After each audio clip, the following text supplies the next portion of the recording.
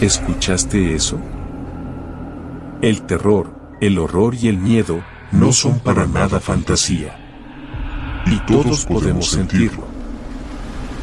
Así que esta vez, deja que te cuente una historia de verdad, para que sientas junto conmigo el terror que alguien vivió. Estás en Relatando el Terror, donde tus peores pesadillas cobran vida. Cada susurro y cada sombra revelan tus miedos más profundos. Suscríbete para que el terror crezca cada vez más. Y si te gusta el terror, déjame tu like, para saberlo. Y ahora, apaga las luces y ponte cómodo o cómoda. Sin más, prepárate para conocer el miedo real, que yo me encargo de seguir, relatando el terror.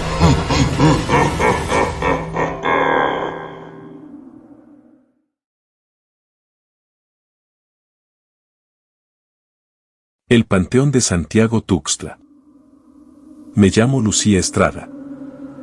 Soy paramédico en Veracruz. Concretamente en la zona de los Tuxtlas. Llevo casi 10 años en esto y he visto cosas que la mayoría de la gente solo ve en películas de terror, pero ninguna se compara a lo que viví hace unos meses en un pequeño pueblo llamado Santiago Tuxtla. Recuerdo que era un viernes por la noche, una de esas noches cálidas y húmedas típicas de la región. Estábamos en la base, jugando dominó para matar el tiempo, cuando recibimos una llamada. Era un hombre, su voz sonaba desesperada, casi histérica. Dijo que algo terrible estaba pasando en el panteón del pueblo y que necesitaban ayuda urgente. No dio muchos detalles, solo repitió una y otra vez que estaban jugando y algo salió mal. Mi compañero, Raúl, y yo nos miramos. No era la primera vez que nos llamaban por cosas raras, sobre todo en pueblos pequeños donde la gente es muy supersticiosa. A veces eran simples crisis nerviosas, otras veces accidentes estúpidos provocados por el alcohol. Pero esta llamada tenía algo diferente, un tono de pánico genuino que nos puso los pelos de punta. Salimos a toda velocidad en la ambulancia, con las sirenas aullando en la noche. El camino hasta Santiago Tuxtla fue largo y silencioso. Raúl conducía con la mandíbula tensa, mientras yo revisaba el equipo médico, repasando mentalmente los protocolos de emergencia. En el ambiente se sentía una extraña pesadez, como si el aire estuviera cargado de electricidad estática. Al llegar al panteón, la escena era dantesca. Un grupo de jóvenes, pálidos y temblorosos, estaban reunidos alrededor de una vieja lápida de mármol. Algunos lloraban, otros gritaban incoherencias, y un par de ellos estaban tirados en el suelo, aparentemente inconscientes. El olor a azufre era intenso, casi nauseabundo, y flotaba en el aire como una niebla invisible. Nos acercamos con cautela, intentando mantener la calma. La atmósfera era opresiva, sentía una sensación constante de ser observada, como si miles de ojos invisibles nos estuvieran escrutando desde la oscuridad. Raúl se quedó atendiendo a los inconscientes, mientras yo intentaba hablar con los demás para averiguar qué había pasado. ¿Qué ocurrió aquí?, pregunté con voz firme, intentando proyectar una imagen de autoridad. Un chico, con la cara blanca como el papel y los ojos inyectados en sangre, balbuceó: La ouija, estábamos jugando a la ouija, y se salió de control.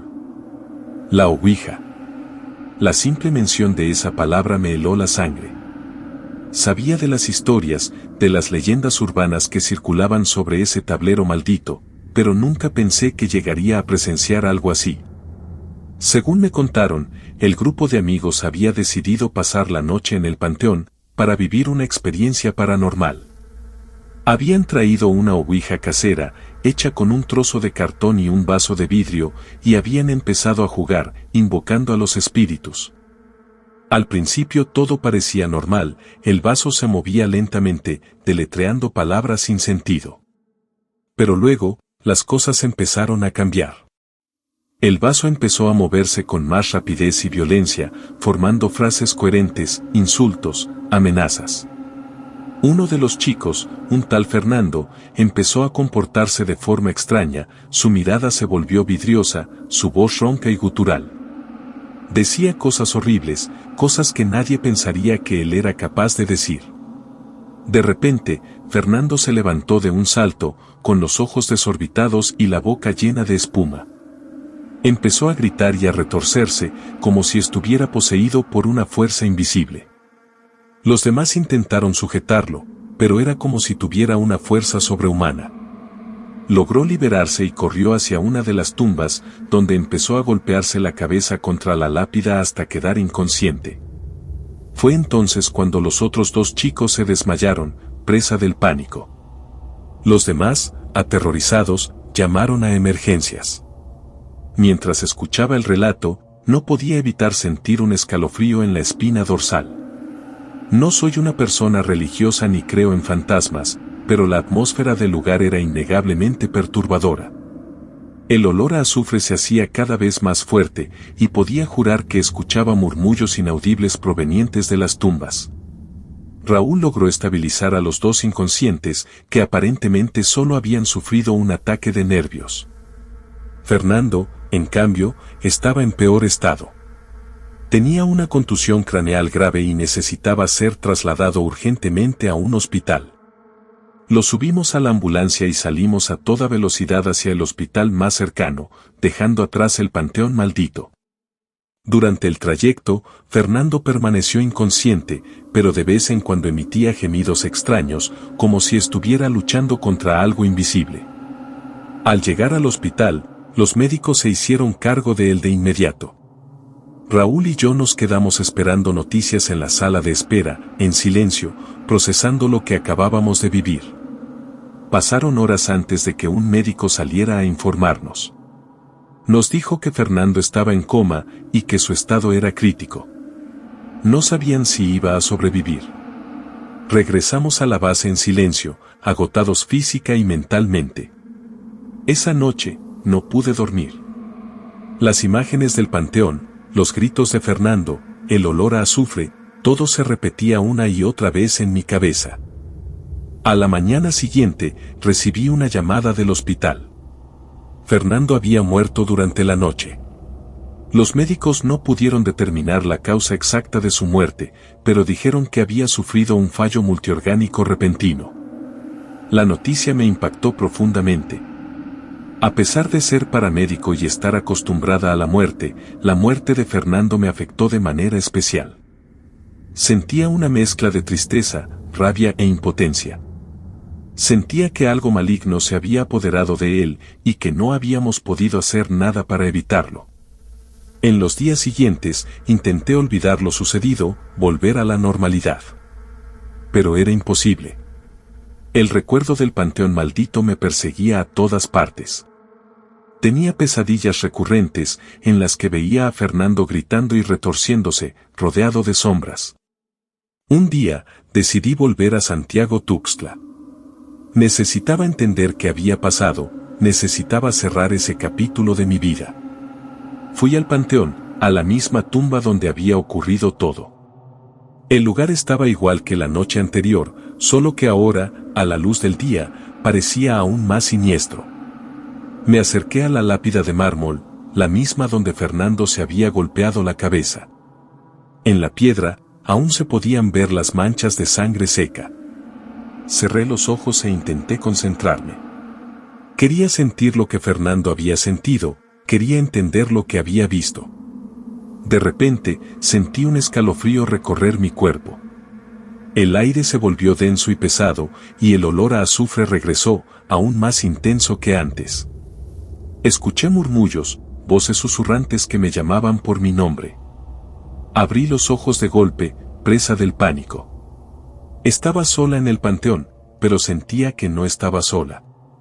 Sentía que algo me observaba, algo maligno, algo que quería hacerme daño. Salí corriendo del panteón, sin mirar atrás. No volví a Santiago Tuxtla. Después de esa experiencia, mi vida cambió para siempre. Me volví más cautelosa, más escéptica. Dejé de creer en las explicaciones racionales y empecé a aceptar la posibilidad de que existieran fuerzas oscuras que escapan a nuestra comprensión. Sé que mucha gente no creerá mi historia. Pensarán que estoy loca, que todo fue producto de mi imaginación. Pero yo sé lo que viví, sé lo que vi. Y sé que la Ouija no es un juego. Es una puerta a un mundo que es mejor dejar cerrado. A veces, por las noches, todavía escucho los murmullos, todavía siento el olor a azufre. Y sé que, en algún lugar, algo maligno sigue acechando, esperando el momento oportuno para volver a manifestarse. La sensación de ser observada nunca me abandona. He intentado buscar ayuda psicológica, pero no ha servido de mucho. Los terapeutas me dicen que lo que viví fue un trauma, una experiencia que debo procesar y superar. Pero no entienden que no se trata solo de un trauma. Se trata de algo más, algo que va más allá de la psicología. He leído libros sobre demonología, sobre posesiones, sobre rituales. He hablado con sacerdotes, con chamanes, con expertos en lo paranormal. Todos me dicen lo mismo, que hay fuerzas que no debemos invocar, que hay puertas que no debemos abrir. Ahora entiendo el peligro de la ignorancia, la arrogancia de creer que podemos jugar con lo desconocido sin sufrir las consecuencias. La historia de Fernando es una advertencia, un recordatorio de que hay cosas que es mejor dejar en paz. Y aunque el tiempo pase y la memoria se desvanezca, el recuerdo del panteón maldito y del juego de la Ouija siempre estará presente en mi mente como una cicatriz imborrable.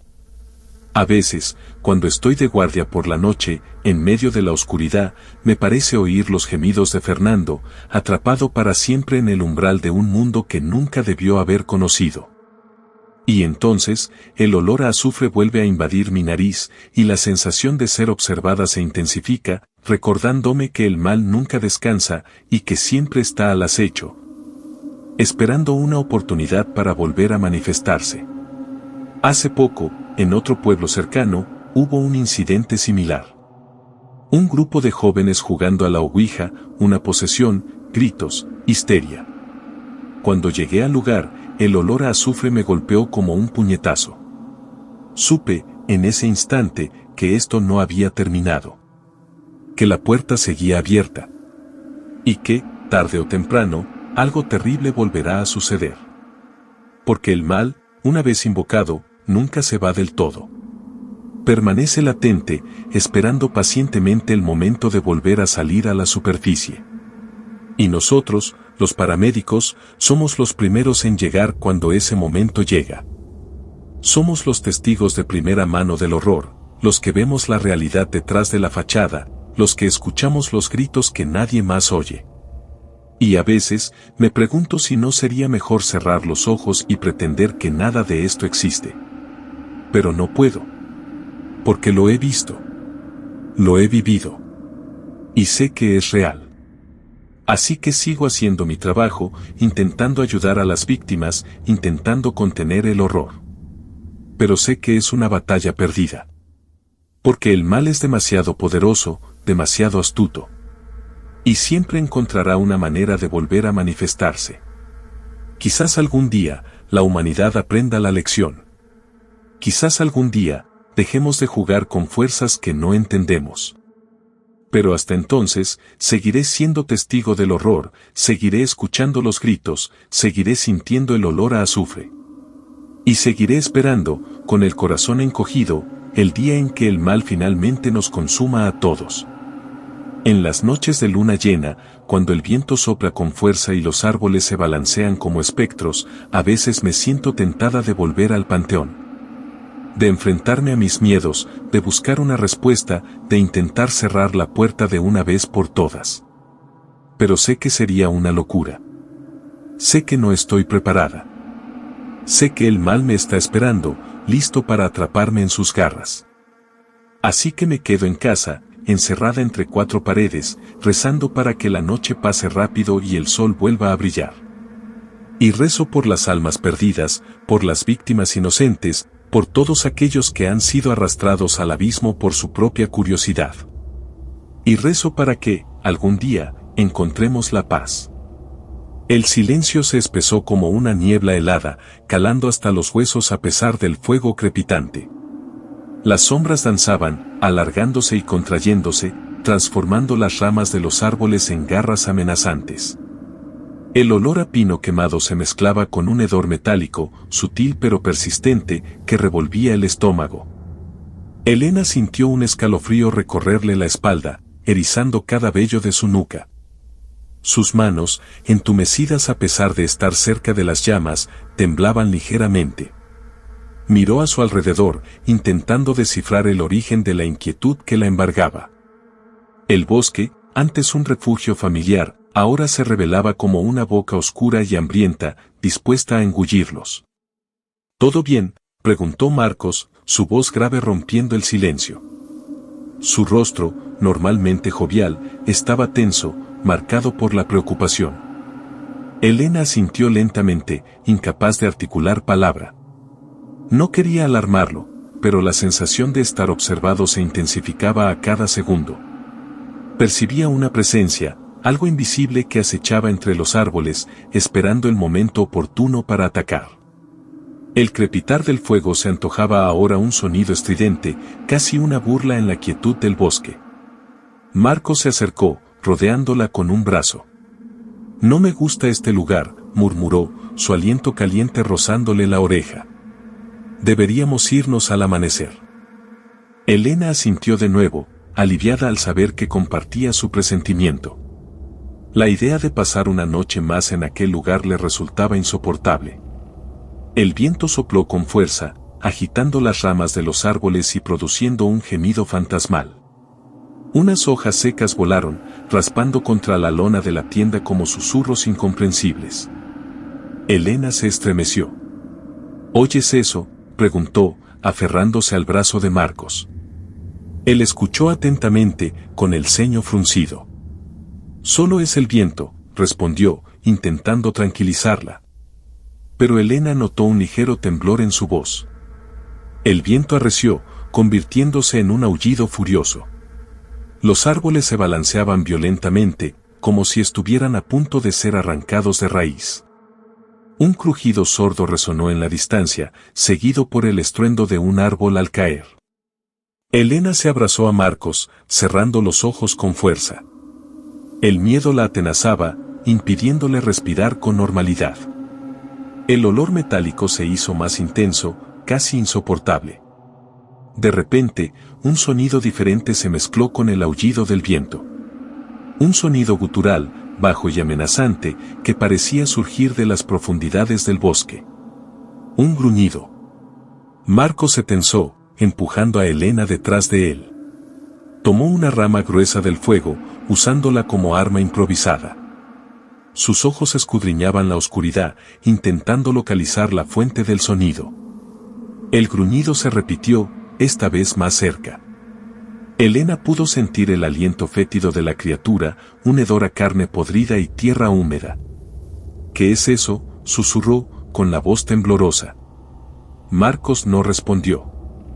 Su rostro estaba pálido, iluminado por la luz parpadeante del fuego. Sus ojos, fijos en la oscuridad, reflejaban un terror primario. El silencio volvió a caer, más denso y opresivo que antes. El viento había cesado, dejando tras de sí una calma inquietante. Solo se escuchaba el crepitar del fuego y el latido frenético del corazón de Elena. De repente, dos puntos brillantes aparecieron entre los árboles. Dos ojos amarillos, que brillaban con una intensidad inhumana. La criatura avanzó lentamente, saliendo de la oscuridad. Era grande, muy grande, con una figura grotesca y deforme. Su cuerpo estaba cubierto de un pelaje negro y enmarañado, salpicado de cicatrices y heridas purulentas. Sus garras, largas y afiladas, brillaban a la luz del fuego. Elena gritó, un grito ahogado que se perdió en la inmensidad del bosque. Marcos alzó la rama en llamas, intentando ahuyentar a la criatura. Pero ésta no retrocedió. Avanzó con paso firme, con la mirada fija en sus presas. La criatura gruñó de nuevo, mostrando sus dientes afilados. Un sonido que heló la sangre de Elena. Marcos se lanzó hacia adelante, blandiendo la rama con fuerza. La criatura esquivó el golpe con facilidad, moviéndose con una agilidad sorprendente para su tamaño. Elena retrocedió, tropezando con una raíz. Cayó al suelo, sintiendo el frío de la tierra húmeda bajo su cuerpo. La criatura se abalanzó sobre Marcos, derribándolo al suelo con un golpe brutal. Marcos gritó de dolor, mientras la criatura le clavaba sus garras en el pecho. Elena, paralizada por el terror, observó la escena con horror. No podía moverse, no podía respirar, no podía hacer nada para ayudar a Marcos. La criatura levantó la cabeza, mostrando sus dientes ensangrentados. Sus ojos amarillos se fijaron en Elena, brillando con una sed insaciable. Elena cerró los ojos, esperando lo peor. Sintió el aliento fétido de la criatura en su rostro, el olor a carne podrida inundando sus fosas nasales. El tiempo se detuvo. Entonces, un disparo resonó en el bosque. Un sonido seco y potente que rompió el silencio. La criatura gimió, retrocediendo unos pasos. Se tambaleó, con la mirada confusa. Un segundo disparo resonó, seguido por un tercero. La criatura cayó al suelo, retorciéndose de dolor. Sus ojos amarillos se apagaron, perdiendo su brillo inhumano. Elena abrió los ojos, aturdida. Vio a un hombre de pie entre los árboles, con un rifle en la mano. Un hombre vestido de uniforme, con el rostro curtido por el sol y la intemperie. Un guardabosques. El guardabosques se acercó a la criatura, apuntándola con el rifle. Se aseguró de que estaba muerta antes de dirigirse a Elena y a Marcos. ¿Están bien?, preguntó, con voz grave pero amable. Elena negó con la cabeza, señalando a Marcos. El guardabosques se acercó a él, examinando sus heridas. Necesita atención médica, dijo, con el ceño fruncido. Voy a llamar a una ambulancia. Mientras el guardabosques hablaba por la radio, Elena se acercó a Marcos. Estaba pálido y débil, pero aún respiraba. «Estarás bien», le susurró, acariciando su cabello. «Estarás bien». Pero en el fondo de su corazón, Elena sabía que nada volvería a ser igual. El bosque, su refugio, se había convertido en un lugar de pesadilla.